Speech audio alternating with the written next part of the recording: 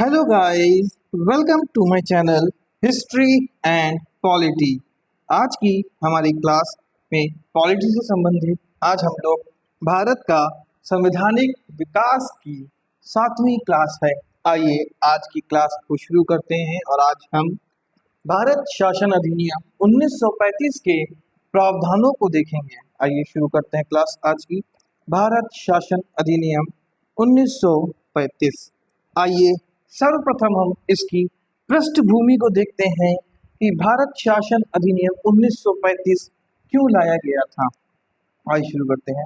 प्रथम विश्व युद्ध के बाद भारत की मांगों को पूरा करने के लिए आवश्यक संवैधानिक परिवर्तन लाने हेतु भारत शासन अधिनियम 1919 को अंग्रेजों द्वारा पारित किया गया था। अधिनियम में उल्लेख किया गया था कि इन संवैधानिक व्यवस्थाओं की समीक्षा करने के लिए 10 वर्षों बाद एक आयोग का नियुक्त किया जाएगा। इसके तहत समय से पूर्व ही साइमन कमीशन का गठन किया गया, जिसकी रिपोर्ट में कई सिफारिशें प्रस्तावित की गई थीं, जैसे कि द्वैध शासन को खत्म करना, प्रांतों में बड़े परिवर्तन में उत्तरदायी सरकार की शुरुआत, सांप्रदायिक निर्वाचन मंडल की निरंतरता आदि। साइमन कमीशन की रिपोर्ट को कांग्रेस ने स्वीकार नहीं किया। इस प्रकार एक नई संवैधानिक ढांचे को बनाने में भारतीयों को पूरी तरह से शामिल करने के लिए 1930 के दशक में 3 गोलमेज सम्मेलनों की एक श्रृंखला आयोजित की गई थी। इन सम्मेलनों में ब्रिटिश सरकार, ब्रिटिश भारत और भारतीय देसी रियासतों की बैठक को आयोजित किया गया था। सम्मेलनों की चर्चाओं के आधार पर एक संवैधानिक सुधारों पर श्वेत पत्र का प्रारूप तैयार किया गया और ब्रिटिश संसद की संयुक्त परिवार समिति को प्रस्तुत किया गया। समिति की सिफारिश को कुछ संशोधनों के साथ 1935 के भारत शासन अधिनियम में शामिल किया गया। यह अधिनियम भारत में पूर्ण उत्तरदायी सरकार के लिए एक के गठन में एक मील का पत्थर साबित हुआ। यह एक लंबा और विस्तृत दस्तावेज था, जिसमें 321 धाराएं एवं 10 अनुसूचियां थी। आइए अब हम लोग अधिनियम के प्रावधानों को देखते हैं। आइए शुरू करते हैं। अधिनियम के प्रावधान। सबसे पहले हम प्रांतीय स्वायत्तता के बारे में जानकारी प्राप्त करते हैं। आइए देखते हैं प्रांतीय स्वायत्तता। इसने प्रांतों में द्वैध शासन को समाप्त कर दिया और प्रांतीय स्वायत्तता की शुरुआत की। प्रांतों में उत्तरदायी सरकार की शुरुआत की गई, अर्थात गवर्नर को प्रांतीय विधायिका के प्रति उत्तरदायी मंत्रियों की सलाह पर कार्य करना आवश्यक था।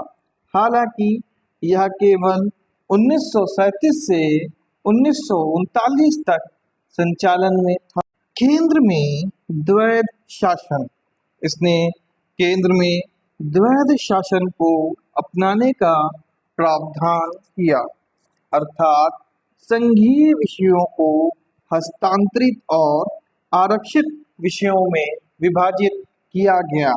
हालांकि यह कभी भी प्रचलन में नहीं आया। प्रांतों में द्विसदनीयता, अर्थात प्रांतों में 2 सदन। इसने 11 प्रांतों में से 6 में द्विसदनात्मकता की शुरुआत की। ये 6 प्रांत थे: बंगाल, बम्बई, मद्रास, असम, संयुक्त प्रांत और बिहार। शक्तियों का विभाजन।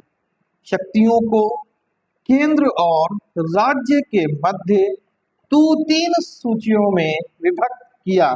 इसमें केंद्रीय सूची, दूसरी थी राष्ट्रीय सूची और तीसरी समवर्ती सूची। अवशिष्ट शक्तियां केंद्र में नहीं थी। अवशिष्ट शक्तियां वह शक्तियां थीं जो जिनका संविधान में उल्लेख नहीं किया गया हो, वो शक्तियां केंद्र सरकार के अंदर में थीं नहीं थी। अखिल भारतीय संघ इकाइयों के रूप में प्रांतों और रियासतों को मिलाकर एक अखिल भारतीय संघ की स्थापना का प्रावधान किया गया। हालांकि संघ कभी अस्तित्व में नहीं आया क्योंकि रियासतें इसमें शामिल नहीं हुई थीं।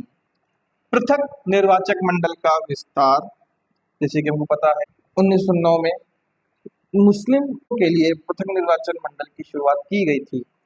ये देखते हैं, इसने दलित वर्गों, महिलाओं और श्रमिकों के लिए पृथक निर्वाचन क्षेत्र का विस्तार किया।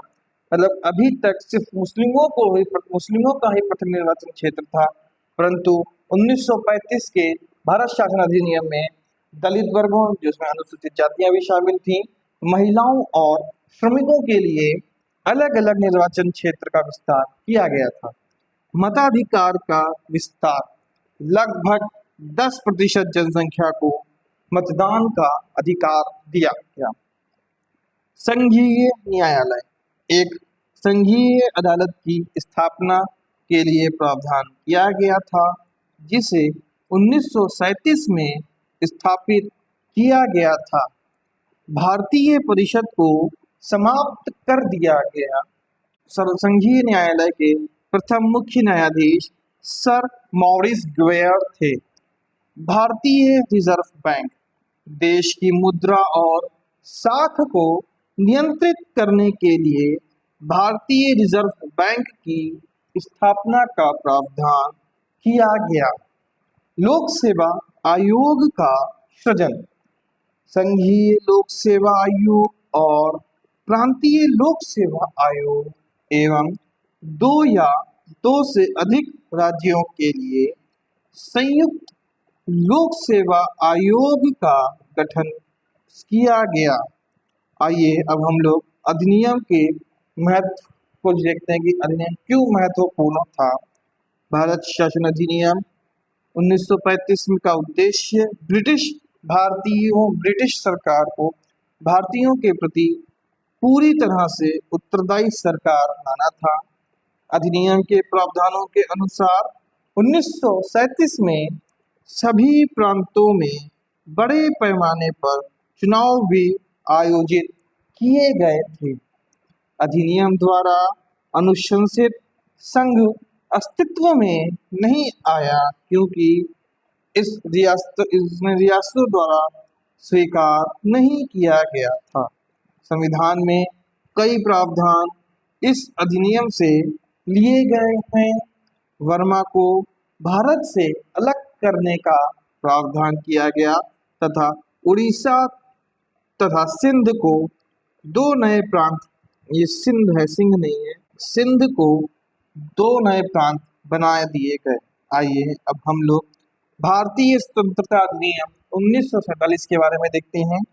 भारतीय स्वतंत्रता अधिनियम 1947, लॉर्ड माउंटबेटन भारतीयों को सत्ता सौंपने के विशिष्ट कार्य के साथ भारत आए थे।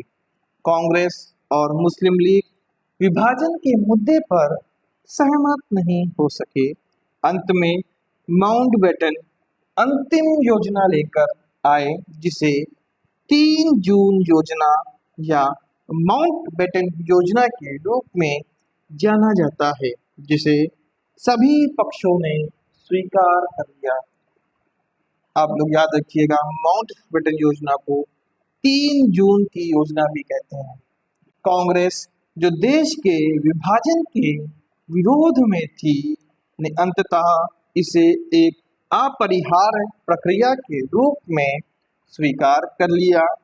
इस योजना को कांग्रेस और मुस्लिम लीग दोनों ने स्वीकार कर लिया। आइए अब हम लोग भारतीय स्वतंत्रता अधिनियम 1947 के प्रावधानों को देखते हैं। अधिनियम के प्रावधान, जिसमें सबसे पहले हम ब्रिटिश शासन का अंत को देखते हैं।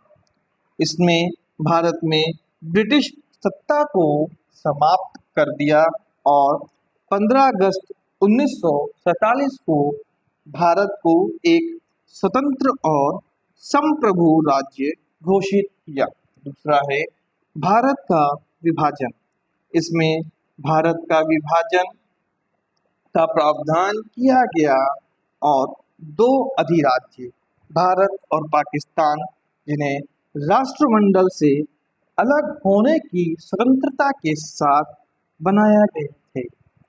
ब्रिटिश पदों की समाप्ति। इसने वायसराय और राज्य सचिव के पदों को समाप्त कर दिया।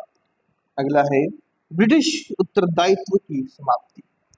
इसमें प्रावधान था कि ब्रिटिश सरकार भारत या पाकिस्तान की सरकारों के लिए कोई उत्तरदायित्व वहन नहीं करेगी।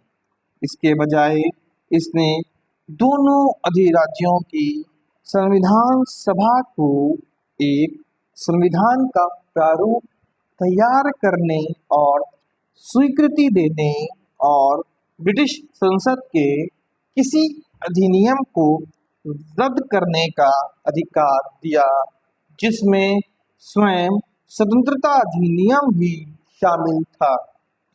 अगला है ब्रिटिश सर्वोच्चता की समाप्ति। इसने 15 अगस्त 1947 को भारतीय रियासतों पर ब्रिटिश वर्चस्व की समाप्ति और आदिवासी क्षेत्र के साथ संधि संबंधों की समाप्ति की घोषणा की। इसने भारतीय रियासतों को भारत के अधिराज्य या पाकिस्तान के अधिराज्य में शामिल होने या स्वतंत्र रहने का विकल्प दिया। अगला है नाम मात्र प्रमुख। इसने भारत के गवर्नर जनरल और प्रांतीय गवर्नरों को राज्यों के संवैधानिक अर्थात नाम मात्र प्रमुखों के रूप में स्थापित किया। उन्हें सभी विषयों पर अपने संबंधित मंत्री स्तरीय परिषदों की सलाह का पालन करने के लिए बाध्य किया गया था। सिविल सेवाएं।